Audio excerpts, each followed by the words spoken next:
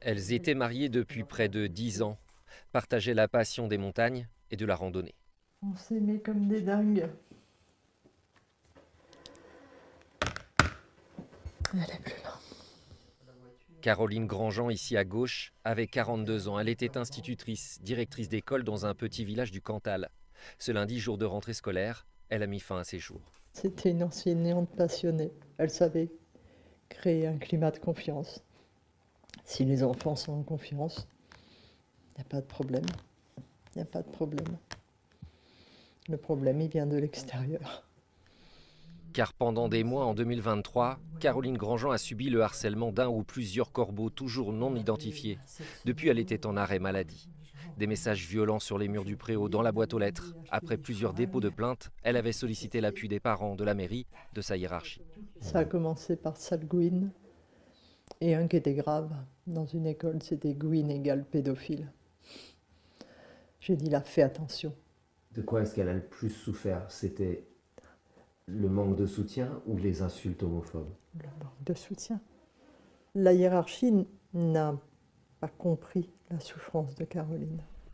La détresse d'une enseignante derrière les grilles de cette école de Moussage, 300 habitants, qui témoignait aussi de tensions avec quelques parents d'élèves. Selon ce délégué, tout a été fait pour l'aider. Nous avons été sollicités par la gendarmerie, tous les parents d'élèves, pour être auditionnés.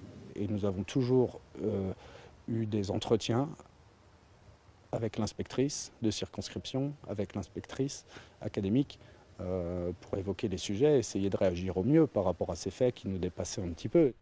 L'histoire de Caroline Grandjean avait déjà été évoquée dans une bande dessinée dénoncée par le rectorat, lequel aujourd'hui assure de sa compassion et dans un communiqué explique: L'académie de Clermont-Ferrand suivait de près sa situation, préparant son retour en tenant compte de ses souhaits. Maîtresse, je te fais ce petit cadeau. Son avenir, Caroline Grandjean ne le concevait pas ailleurs que dans l'enseignement. Et jusqu'il y a encore peu de temps, elle ne se voyait pas changer d'école. Je me suis battue pour pas qu'elle y retourne. Parce qu'elle, elle voulait retourner à Moussage. Elle voulait continuer parce qu'elle n'a rien fait. Elle n'a rien fait, elle. Et moi, je veux pas qu'elle soit partie pour rien. Le rectorat a annoncé l'ouverture d'investigations. Les syndicats, eux, demandent une enquête administrative indépendante. C'est l'histoire de Caroline, enseignante et directrice d'une école à classe unique dans un village de 250 habitants dans le Cantal. Le 13 décembre 2023, elle découvre sur un mur du préau un tag homophobe, sale Gouin. Un deuxième, 3 mois plus tard, Gouin égale pédophile.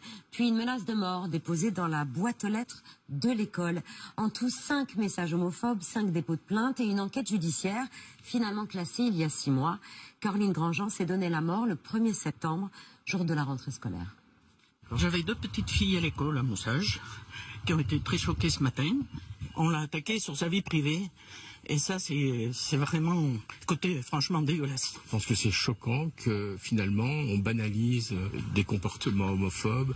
On attend un drame pour d'un seul coup se dire ah bah oui tiens au fait on n'a peut-être pas été assez bienveillant. Peut-être n'avons-nous pas fait assez, peut-être avons-nous été maladroits, mais on a fait comme on a pu pour leur apporter notre soutien et nous sommes vraiment très tristes. Voilà. Bonsoir Christophe Tardieu. Bonsoir. Vous êtes enseignant et auteur de la bande dessinée Cas d'école, qui a raconté des récits d'enseignants, de vie d'enseignants, des portraits d'enseignants auxquels vous avez adjoint celui de Caroline. Elle était venue vous trouver il y a quelques mois pour que son témoignage trouve un écho, tant elle se sentait abandonnée. Elle était déjà fragile, mais encore combative.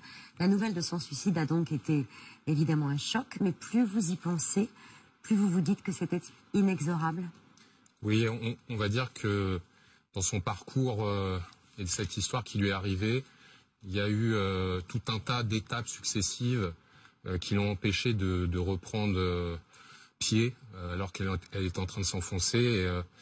Et effectivement, à la nouvelle de son suicide, tout le monde a pensé que d'une part, elle adressait un message et que d'autre part... Puisque c'était le jour de la rentrée. Exactement. Et que d'autre part, il y avait, même si elle ne le disait pas et qu'elle faisait tout pour ne pas le montrer, une descente dans l'abîme inexorable.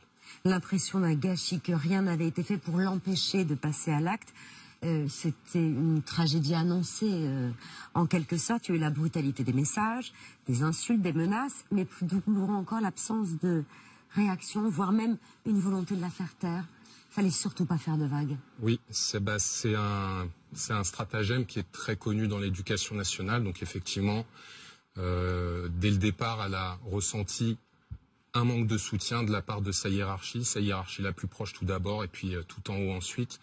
Elle aurait voulu avoir un geste, des mots, des choses concrètes, mais au contraire, elle a plutôt reçu des récriminations, des petites remarques, des choses qui l'ont vexée au quotidien et qui l'ont poussée petit à petit en dépression. On lui a demandé à elle de changer d'école. On voulait même lui imposer une mutation, ce qu'elle a toujours refusé. Oui, elle considérait qu'elle était victime et qu'en tant que victime, c'était pas à elle de partir. Au tout début, elle avait aussi confiance dans la justice, dans les enquêtes et puis dans sa hiérarchie pour la protéger. Et malheureusement, ça n'a pas été le cas. Et on a effectivement essayé de la déplacer de force. Et il a fallu l'intervention de syndicats et de journalistes pour que ça ne se fasse pas. Et on lui a reproché d'avoir alerté les syndicats et les médias, d'avoir mis le bazar. C'est un mot qu'elle a entendu. Et pire encore, on lui a reproché d'être responsable de la situation dans laquelle elle se trouvait. Les premiers et nombreux soucis avérés avec cette enseignante sont antérieurs à la manifestation de ce corbeau. Ça, c'est un texte, je crois que c'est la municipalité qui lui a reproché ça. Oui, alors la municipalité, c'est une autre histoire, c'est que ils ont toujours tenté de se dédouaner et de redonner une belle image de leur village. Et ce qui les a le plus importé, ce qui leur a le plus importé, ça a été justement de défendre l'honneur de leur village quelque part. Donc ils n'ont pas été à la hauteur pour une autre raison, un peu différente de l'éducation nationale. Elle a tenté une première fois de mettre fin à ses jours. Elle prenait un traitement, elle a été hospitalisée, elle a demandé à être reconnue comme travailleur handicapé. Et ça, l'éducation nationale lui a refusé. Oui, ça fait partie des nombreuses étapes en fait qui justement, à chaque fois qu'elle tentait de reprendre le dessus, il y avait quelque chose qui arrivait qui faisait qu'elle replongeait complètement. Donc il y a eu la mutation, il y a eu les remarques, il y a eu ensuite le dossier RQTH qui a été refusé par l'éducation nationale. Ce qui est intéressant d'ailleurs parce qu'aujourd'hui on a entendu les représentants du ministère nous dire que tout avait été fait, mais en réalité non, parce que ce dossier elle y avait droit. Ça lui aurait permis de changer de poste, d'avoir de l'aide pour ses soins, et ça n'a pas été fait. Elle n'a pas laissé de lettre d'explication, Caroline. Vous l'avez dit, le message est dans le jour de sa mort. Elle avait écrit aussi sur les réseaux sociaux, lundi ce sera bien plus difficile pour moi que pour vous, à ses collègues, en parlant de cette rentrée scolaire. Oui, elle avait évoqué plusieurs fois, avec moi ou avec d'autres, le fait que l'éducation nationale était en train de la tuer. Et on ne pouvait pas réagir face à ça.